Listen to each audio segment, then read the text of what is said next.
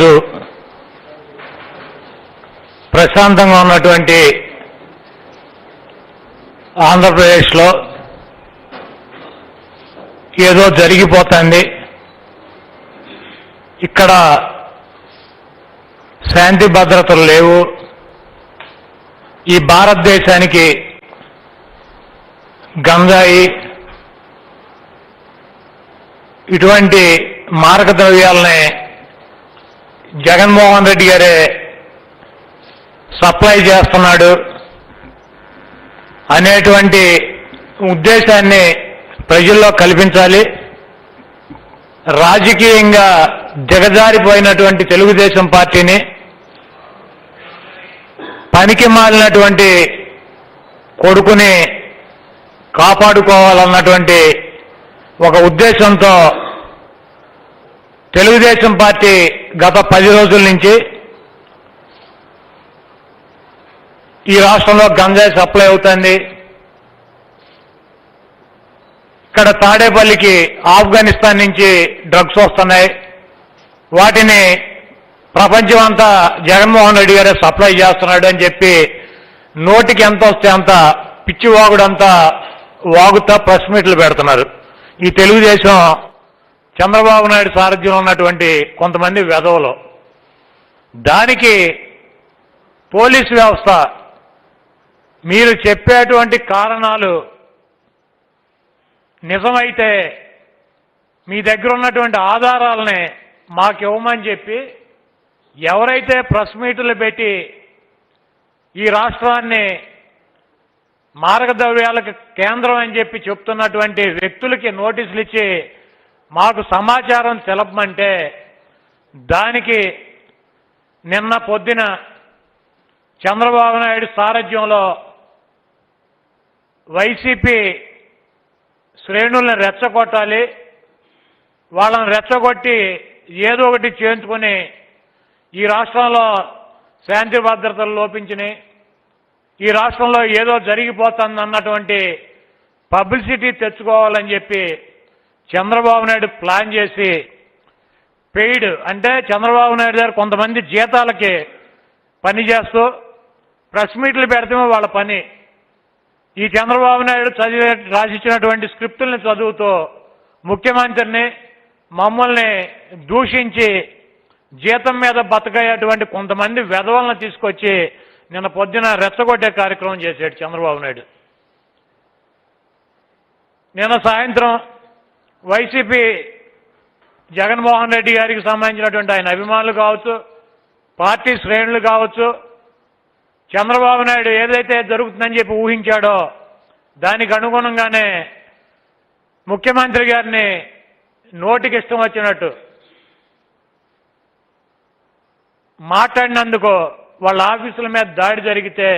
ఇక నిన్న రాత్రి నుంచి నాటకం స్టార్ట్ చేశాడు. మీరు చంద్రబాబు నాయుడు జీవితం కనుక చూసుకున్నట్లయితే వాడు ఒక చీటరు, ఒక 420 గాడు, ఒక వెన్నుపోటుదారుడు, రాజకీయాల్లోకి కుళ్ళు కుతంత్రాలతో కాళ్ళు అందితే కాళ్ళు లేకపోతే జుట్టు పట్టుకుంటూ ఎన్టీఆర్కి అల్లుడై ఎన్టీ రామారావుకి వెన్నుపోటు పొడిచి ఆ పార్టీని హస్తగతం చేసుకుని ఆయన ముఖ్యమంత్రి పదవిని దొంగిలించి ఆయన్ని వైస్రాయ్ హోటల్ దగ్గర చెప్పులతో కొట్టించి ఆయన్ని చావుకు కారణమయ్యి ఆ తర్వాత ఆయన కుటుంబ సభ్యులు ఆయన పిల్లలు ఎక్కడ వస్తారోనని చెప్పి ఈ చంద్రబాబు లాంటి వెధవలకి కొంతమంది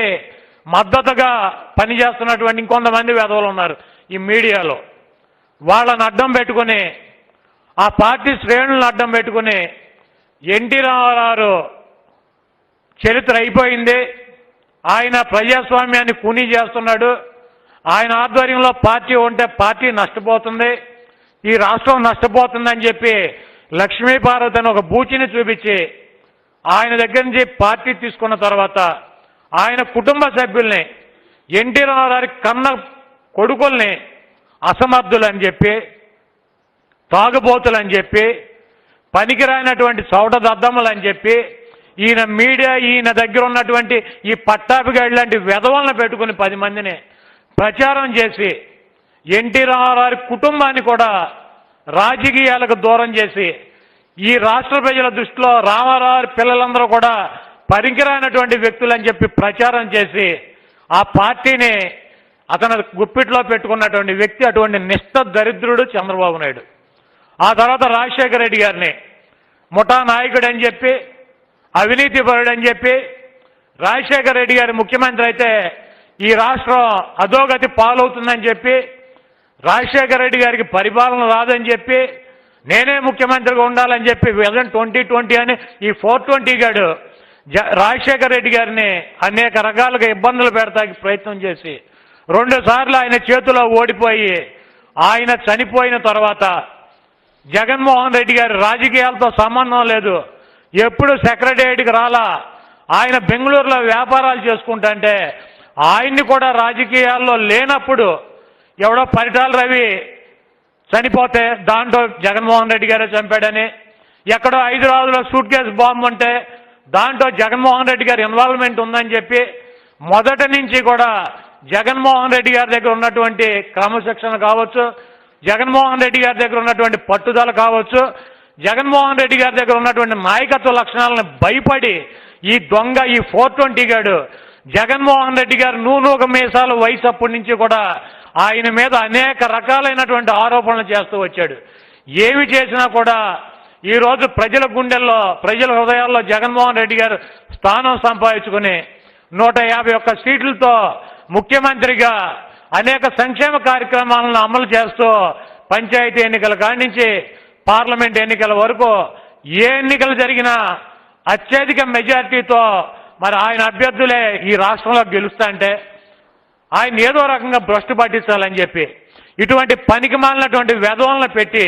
ప్రెస్ మీట్లు పెట్టి జగన్మోహన్ రెడ్డి గారిని అమ్మనా బూతులు తిట్టించి ఈరోజు పార్టీ ఆఫీసులు పగలు కొట్టించుకుని సిగ్గు లేకుండా ఈ ముసలి నక్క, ఈ గుంట నక్క, ఈ చంద్రబాబు మళ్ళీ నిరాహార దీక్షలు అని చెప్పి అమిత్ షా దగ్గరికి వెళ్తాడు. సిగ్గుచారం లేదు నీ మొహానికి. అమిత్ షా బీజేపీ జాతీయ అధ్యక్షుడిగా ఉండగా ఇక్కడ తిరుపతి కుటుంబ సభ్యులతో దర్శనానికి వస్తే ఈ తెలుగుదేశం పార్టీ లోఫర్లను పెట్టి అమిత్ షా మీద కారు మీద రాళ్లతో దాడి చేయించినటువంటి వ్యక్తి ఈ దుర్మార్గుడు. వీడు పెద్ద వెధవని చెప్పి ఢిల్లీలో ఉన్నటువంటి అమిత్ షా మోడీ గారికి తెలవదా? మోడీ గారిని ప్రజాస్వామ్యం కూనీ చేస్తున్నాడు.